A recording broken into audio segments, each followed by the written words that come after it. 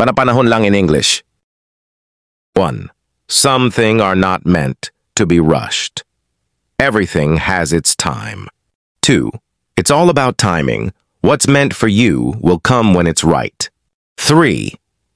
Sometimes you wait, not because it's forever, but because it's about the right time. Ito naman yung Tagalog ng panapanahon lang. 1. Hindi dapat minamadali ang lahat, panapanahon lang ang lahat. 2. Panapanahon lang. Darating din kung para sa'yo ang nararapat. 3. Minsan hinihintay mo ang panghabang buhay, kundi dahil sa tamang panahon lang.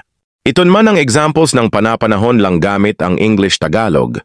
1. Panapanahon lang darating din ang swerte mo. It's all about timing, your luck will come.